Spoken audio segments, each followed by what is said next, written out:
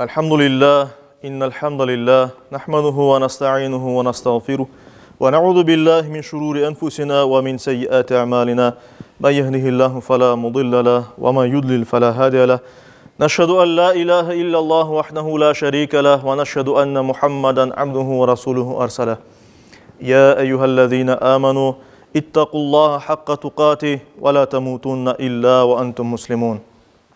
Eyyühen nas ittaqu rabbakum الذي خلقكم من نفس واحدة وخلق منها زوجها وبث منهما رجالا كثيرا ونساء يا أيها الذين آمنوا اتقوا الله وقولوا قولا سديدا يصلح لكم أعمالكم ويغفر لكم ذنوبكم ومن يطع الله ورسوله فقد فاز فوزا عظيما أيها الناس قال الله تبارك وتعالى في كتابه الكريم أعوذ بالله من الشيطان الرجيم بسم الله الرحمن الرحيم إنما المؤمنون إخوة فأصلحوا بين أخويكم صدق الله ربنا الأعلى. Saygılı cemaat-i muslimin, hürmetli Müslümanlar, bizim dinimiz İslam dini insanlarını, Müslümanlarını birbirine kavi bağlayan, birleştirgen bir dindir. Ve bizim dinimiz her daim insanların barışmasına, barışıklıkka ve insanların birbirine küskenden son, darılgandan son keni yakınlaştırılmasını emir etmekte. Asıl her bir Müslüman öz hareketlerinde insanlarla beraber münasebetlerinde can ağırtılarga yol vermemek gerek. Başka insanlarını incitmamaya tırışmak gerek. Yapkan olsa bile öz duygularını ondan sonra özünü bastırıp helallik soramak ve kendi münasebetlerini düzeltmek gerek. Barışmak ve anlaşmazlıklarını çözmek gerek. Ve bu mümkün olmayan vaziyetlerde insanların içteki duyguları ya da içteki gururları vermese onların birbirinin anlaşmasına, barışmasına başka diğer Müslümanlar o kardeşlerini barıştırması gerek. Bunun için hareket yapması gerek. Bu her bir Müslümanın dini vazifesidir. Biz bilgenimiz gibi dinimiz Müslümanların hareketli olmasını talep eti. Ve ona göre de iki din kardeşinin, iki Müslümanın birbirini incinganını korup da onlarını barıştırmaya hareket etmesek biz şu dini vazifemizni yerine getirmegen olamız ve bunun elbette ki hesabını verecekmiz. Yani bu kolumuzda olan şeyini yapmamak ve bu elbette bizge günah olarak kaytar inşallah. Yani Allahu Teala'nın takdir etmesini. Niye için bu bizim dini vazifemiz? Çünkü Kur'an-ı Kerim'de Yüce Rabbimiz açıktan bizge bunu emir ete ve buyura. Hucurat suresinin 10. ayetinde Yüce Rabbimiz böyle ayta, müminler birbirinin ağa kardeşidir. Aysa kardeşlerinizin arasını tuz etiniz deyip emir eti. Ona göre de biz çaremiz olan vakitlerde yakınlarımızını, tanışlarımızını, soylarımızını aralarında kopukluk olsa birbirini dargın kalsalar onlarını barıştırmaya hareket yapmak gerekmiz ve bu bizim boyun burcumuz, dini vazifemiz ve mesuliyetimizdir. Yüce Rabbimiz Allahu Teala Kur'an'da ve cemiyette insanların çaslı olmaları için barışıklıkның ve anlaşu olmak gerek olganı bizge buyura. Bularının anlaşmakның ve barışıklıkka hareket etmeknin ne kadar hayırlı bir iş olganını bizge bildire. Ve bizge böylece bir adım atkan, bizni başkalarla barıştırmaya tırışkan Müslümanlarga da hoş gözle bakmak gerek olganı bizge buyura. Yüce Rabbimiz Enfal suresinin 1. ayeti kerimesinde buyura ki Allah'tan korkunuz ve aranızını tuz etiniz. Yani Müslümanlar birbirine dargın, kuskun kalmamak gereklir. Aralarını koparmamak gereklir. Soy sop ya da tanış bölüş ya da dostlar bir dünyalık meselesinde bir kimsenin hata işlemesi neticesinde tas tamam kesmemek gerek alakalarını. İnsanlar asıl da Müslümanlar birbirini bağışlamaya tırışmak gereklir. Çünkü her birimiz insanımız. Ve birisi bizge karşı bir hata yapkan olsa biz onu bağışlap olamayız. Ya biz özümüz de hata yapamız saygılı cemaat. Hatasız insan var mı asıl? Yok elbet. Her birimiz hata yapamaz ve hata yapmak mümkünmüz. Bazıları çok hata yapa, bazıları az hata yapa, bazıları kabul edeceğimiz, bazıları kabul etmeyeceğimiz hatalar yapa. Ama gene de Müslümanın alı bir başkasını bağışlamak ve bir kimse kelisi bizni barıştırmak için bunu Allah'tan gelgen bir çare, bir fırsat olanını bilmek gerekmez. Peygamberimiz Muhammed Mustafa sallallahu aleyhi ve sellem bizler için en güzel bir misal numunedir.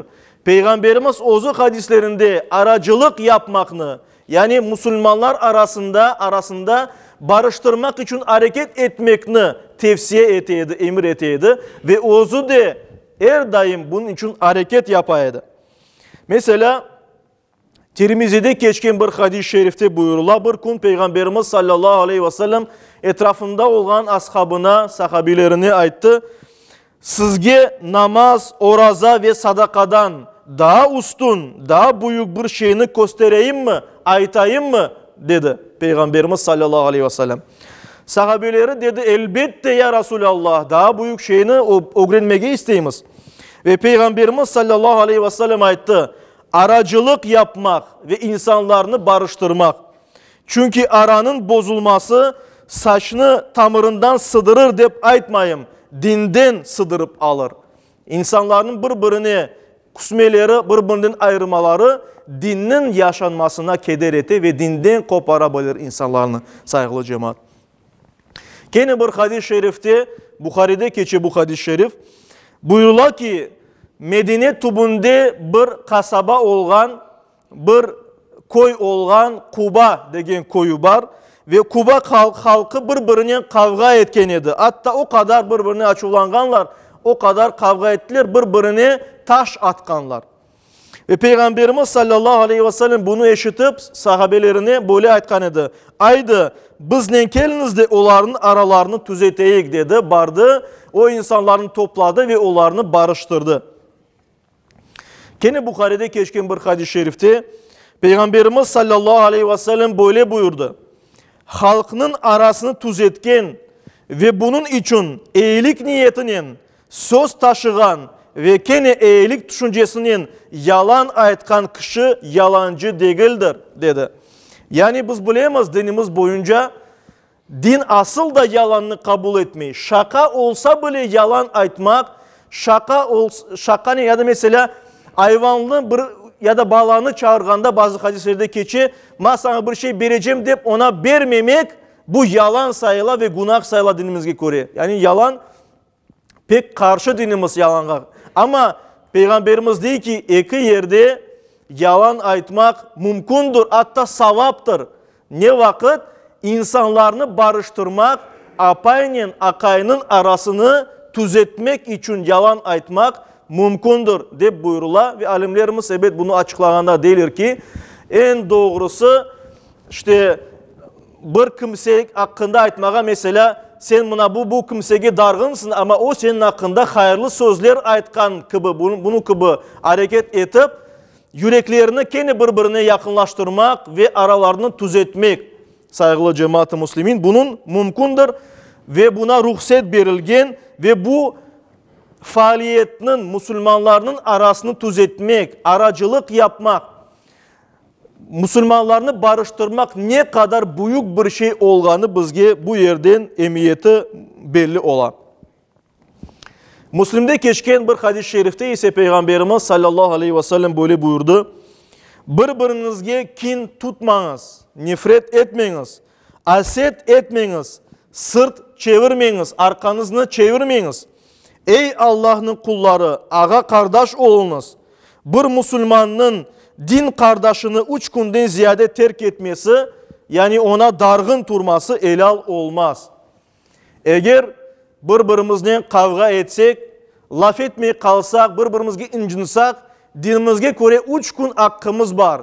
Beklep, tınçlanmağa, sakinlenmege, duygularının böyle tınmasını beklemege, ondan sonra endi özümüzge hakim olup, kim birinci hareket etse ve barışmak için adım birinci yapsa, savabını o kazanır diye Peygamberimiz sallallahu aleyhi ve sellem. Ona göre de bir kimsenin aramızda eğer biz işte kavga şamata bir şey olsa bir dünyalık sebebinden, demek ki biz 3 günden sonra turmamız endi günah olacak. Barışmak gerekmez. Ve kim birinci bunu yapsa savabını o kazanır. İşte saygılı cemaat-i muslimin, kim bir kimsenin canını ağırtkan olsa inatlık etmek gerekmiyor. 3 gün var. 3 gün bekler, özünü yener, duygularını yetiştirir, böyle bastırır. Ondan sonra barışmak gerek ve barışmak için aracılık yapkan, bizge kelip bizni barıştırmaga istegen kimselerini Allah'ın emrini yerine getirgen kullar diye bilmek gerekmez saygılı cemaat. Ve sonunda bir ayeti kerime okup hutbemizni bitireyik. Nisa suresinin 114. ayetinde Allahu Teala böyle buyura, estağfirullah. Onların fısıldamalarının birçokunda hayır yoktur. Yani insanlar birbirine yavaş yavaş bir şey fısıldaganda, o şey yapkanda bunda elbette ki hayır yok, bu günahtır. Ama dey Allahu Teala, ancak bir sadaka ya da bir iyilik yahut da insanların arasını düzeltmek istegenin fısıldaması bundan istisnadır. Kim Allah'ın rızasını elde etmek için bunu yapsa, biz ona yakında büyük bir mükafat verecekmiz diye buyurdu Yüce Rabbimiz. Ve böylece aracılık yapmak gerek olganını bizge bildirdi. Ve bunun sadece bütün ibadetlerde olganı gibi Allah rızası için olmak gerekliğini bildirdi. Yani biz namazını Allah için yapkanımız gibi, sadakanı Allah için bergenimiz gibi, insanlarını barıştırmak hareketini de Allah için yapmak gerekmez. Böyle yapsak onun savabını, büyük savabını kazanırmız, büyük bir mükafat alırmız inşallah. Ve aksini de aytıp geçeyik. İnsanların arasını bozmak ise dinimizge göre büyük günahlardan sayıla. Akayın apayının arasını, iki Müslümanın arasını, insanların arasını bozmak, fitne fesat çıkarmak, oşek aytmak, iftira aytmak, bunlar hepsi büyük günahlardandır. Yüce Rabbimiz her birimizge, hareketlerimizge sahip çıkan kullardan olmağa nasip eylesin. Her daim barıştırgan, Müslümanlarını birleştirgen, Müslümanlarga kin tutmagan, arka çevirmegen Müslümanlardan olmağa nasip eylesin. Yüce Rabbimiz dinimizni yaşamağa, yaşatmağa ve son nefesimizni Müslüman olarak vermeye nasip eylesin. Amin.